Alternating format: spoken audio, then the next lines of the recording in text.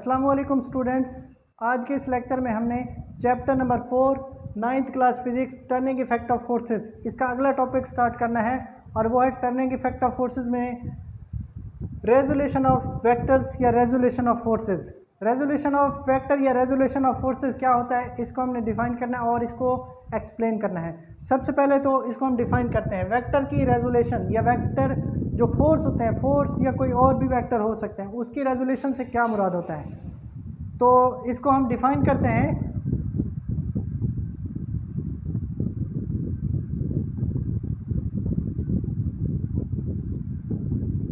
Resolution of vector, resolution का मतलब होता है तहलील करना, वेक्टर को उसके अमूदी कंपोनेंट में, परपेंडिकुलर कंपोनेंट में तहवील करना। The splitting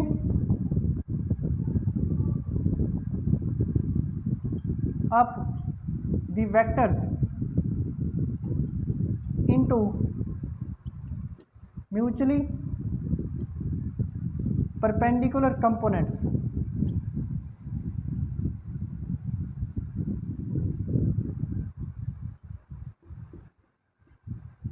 splitting up the vectors or you can say forces, vectors या फोर्सेस को उसके परपेंडिकुलर कंपोनेंट में तब्दील कर देना रेजोल्यूशन ऑफ वेक्टर कहलाता है। अब सबसे पहले हमारे जहन में एक ख्याल आता है कि ये परपेंडिकुलर कंपोनेंट्स क्या होते हैं। ऐसे कंपोनेंट्स जो 90 के एंगल पर होते हैं उनको हम परपेंडिकुलर कंपोनेंट्स कहते हैं। उर्दू में कहते हैं अमूदी कंपोनेंट्स। परपेंडिकुलर मतलब अमूदी।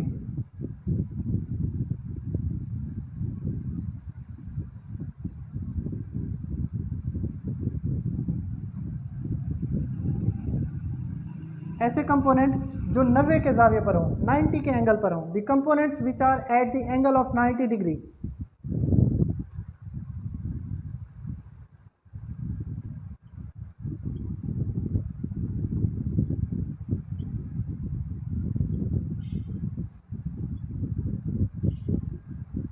Perpendicular components are the components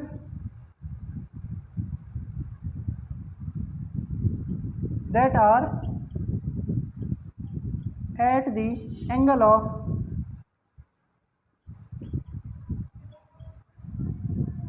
90 degree. ऐसे कंपोनेंट जो 90 के जाविये पर हों परपेंडिकुलर कंपोनेंट्स कहलाते हैं। अब हम इसको एक्सप्लेन करेंगे with the help of diagram. Diagram हम यहाँ पर एक्सप्लेन करेंगे कि let us consider frame of reference. हमने एक फ्रेम ऑफ रेफरेंस या रेक्टेंगुलर कोऑर्डिनेट सिस्टम जो है वो कंसीडर किया है। इसके अंदर एक एक्स लाइन होती है, एक वाई लाइन, और हमने ओरिजिन से हमने एक फोर्स लेनी है। ये ओरिजिन है जहाँ पर एक्स और वाई दोनों की वैल्यूज़ 0 होती हैं।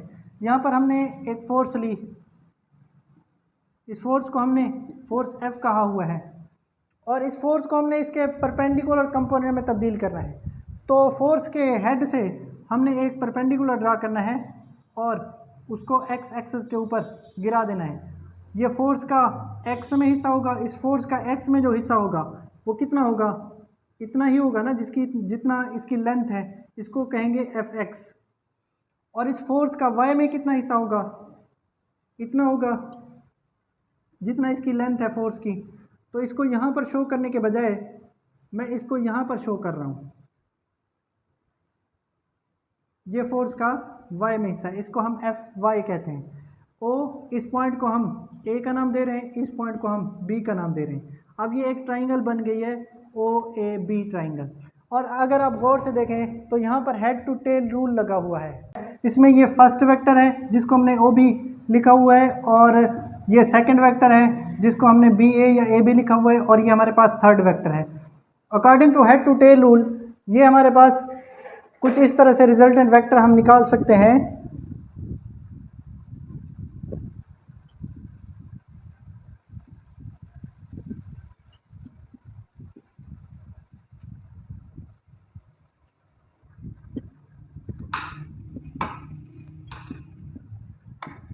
हेड टू टेल रूल के अकॉर्डिंग हम इसको लिख सकते हैं कि ओ ए ये हमारे पास रिजल्टेंट वेक्टर है आप देख रहे हैं यहाँ पर रिजल्टेंट वेक्टर वो वेक्टर है जिसका हेड हेड से मीट कर रहा हो और टेल टेल से मीट कर रही है।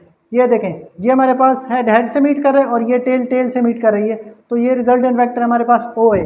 ये किसके बराबर होगा? Vector O B plus vector B A. इसको हमने निकालना है रिजल्टेंट वेक्टर को, और इसकी वैल्यू पुट करें तो ओ ए की वैल्यू हमारे पास एफ, इसकी जगह पर आ जाएगा एफ, ओ बी की जगह पर आ जाएगा एफ एक्स और प्लस बी ए की जगह पर आ जाएगा एफ वाई। ये दरअसल हमने फोर्स निकाली है, हेड टू टेल रूल को इस्तेमाल करते हुए हमने फोर्स निकाली है। लेकिन हमारे पास हमने निकालना क्या है? हमने रेजोल्यूशन ऑफ वेक्टर करना है, वेक्टर को उसके अमूदी कंपोनेंट में तब्दील करना है, मतलब हमने इसके परपेंडिकुलर कंपोनेंट्स निकालने हैं। आप गौर से देखें इस डायग्राम के अंदर परपेंडिकुलर कंपोनेंट्स कौन से हैं? एक एफ एक्स है और एक एफ वाई है, लेकिन यहाँ पर हमने एफ को कैलकुलेट किया है। अभी हम परपेंडिकुलर कंपोनेंट्स निकालेंगे। इसके परपेंडिकुलर कंपोनेंट्स निकालने के लिए आपने दो क्वाड्रेटिक साइंस को याद रखने हैं, एक साइन थीटा, क्योंकि इस ट्राइंगल के अंदर हम ट्रिग्नोमेट्रिक रेशोज इस्तेमाल करके निकाल सकते हैं। तो साइन थीटा किसके बराबर होता है? साइन थीटा बराबर होता है परपेंडिकुलर और हाइपोटेन्यूस, परपेंडिकुलर ओवर हाइपोटेन्यूस, या फिर हम इसको उर्दू में लिखें तो अमूद बटा वतिर। और परपेंडिकुलर, ये देखें ये चीज़ परपेंडिकुलर है क्योंकि यहाँ पर एंगल हमारे पास 90 बन रहा है और 90 के बिल्कुल सामने हाइपोटेन्यूस होता है, और ये अगर हम एंगल लें ये थीटा, तो इसके बिल्कुल फ्रंट पर परपेंडिकुलर होता है। तो इस थीटा के सामने ये हमारे पास है परपेंडिकुलर, और परपेंडिकुलर कौन सी चीज़ है? ए बी ओवर हाइपोटेन्यूस कौन सी चीज़ है? ओ ए। तो ये आ गया साइन थीटा।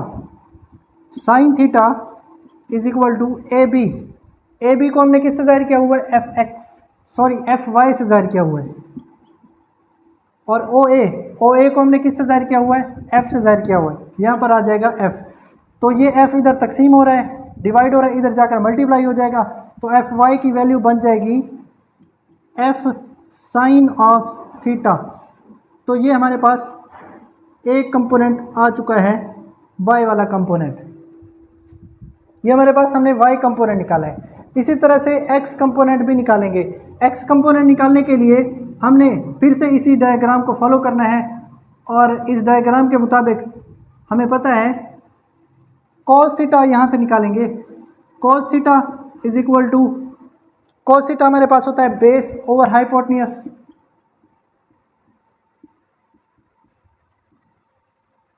अब इस ट्राइंगल के अंदर बेस कौन सी है?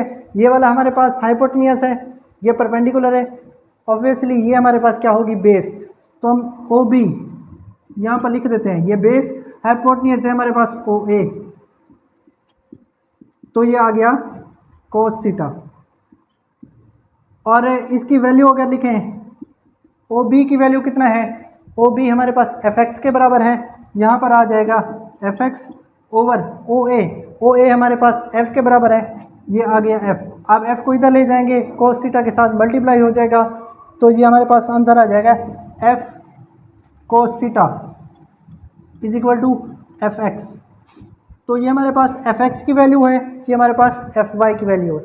देखिए ये फार्मूले आपको याद करने पड़ेंगे, एक साइन थीटा वाला फार्मूला, एक कोस थीटा वाला फार्मूला। अब ये फार्मूले आप किस तरह से याद करते हैं ये आपकी मर्ज़ी, लेकिन मेरे पास एक ट्रिक है, मैं आपको बता देता हूँ कि जब भी साइन कोस या टेन वाले फार्मूले आपने निकालने हो और आपको भूलते हो, तो आप एक बात याद रखिएगा, एक लाइन है उसको आपने याद रखना है। कहाँ पर लिखूँ मैं? यहाँ पर लिख देता हूँ, some people have curly brown hair through proper brushing।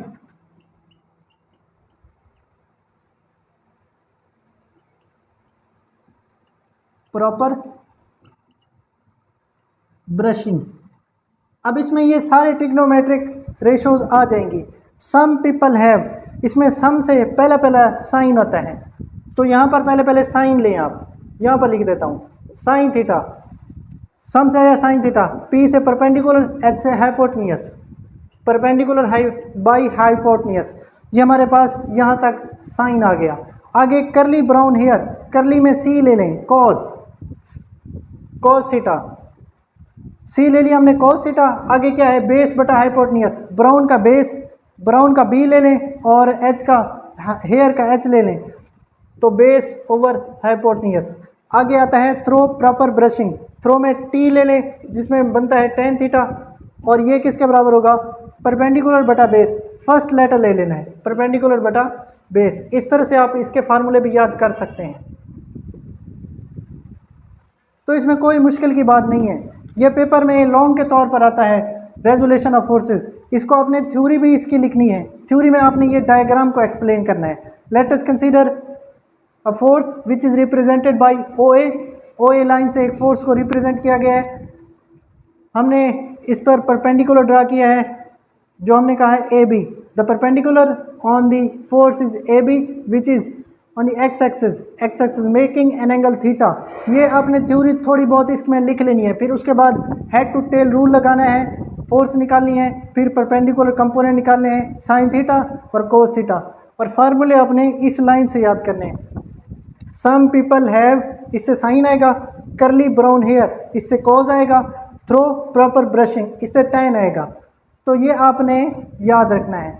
अगला वीडियो लेक्चर हमारा इंशाल्लाह इसका एक टॉपिक और है, जिसमें हमने कंपोनेंट की मदद से फोर्स मालूम करनी है। ये हमने फोर्स की मदद से कंपोनेंट मालूम किए हैं, वो कंपोनेंट की मदद से फोर्स मालूम करनी है, तो उसके ऊपर होगा इंशाल्लाह। मिलते हैं नेक्स्ट वीडियो लेक्चर में।